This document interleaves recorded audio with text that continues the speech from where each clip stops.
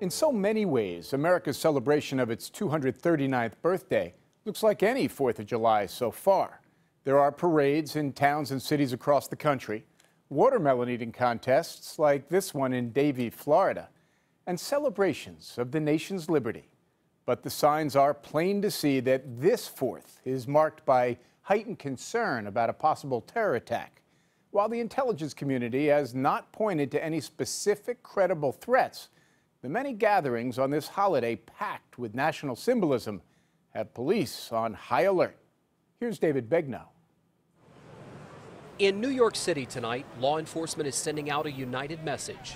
If you dare to do harm, we're ready for you. Nature of what we do, we need to be here tonight. NYPD Commissioner Bill Bratton says the department is worried about lone wolf attacks. But we have become increasingly concerned, as you're aware, over the last number of months with the inspired threat that ISIS is constantly trying to encourage.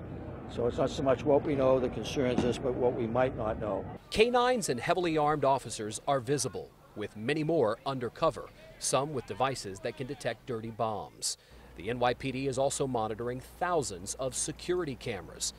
Steve Jasinski from Australia says the threats are not a deterrent. You can't let warnings like that stop you from living your life. You've got to keep living. And if you stop seeing things like the fireworks tonight, then the terrorists have won. So we think we've just got to keep doing it. In Washington, D.C., 18,000 feet of chain-link fence surrounds the National Mall. Some 700,000 people will be screened before they can find a spot to watch the fireworks. In Chicago, police officers are working 12-hour shifts to guard a concert, baseball games, and fireworks. Sean Henry is a former executive assistant director at the FBI. And the FBI and local law enforcement do not have the resources to keep these people under 24-hour surveillance. So essentially what you have is this tinderbox, a perfect storm, if you will, where there's this great concern because we know the threat's there. There are people who have an interest in harming Americans, but there's not all the resources to keep them in check.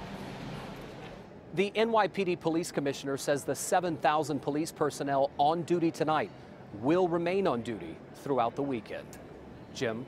David Begnaud in Lower Manhattan. David, thank you.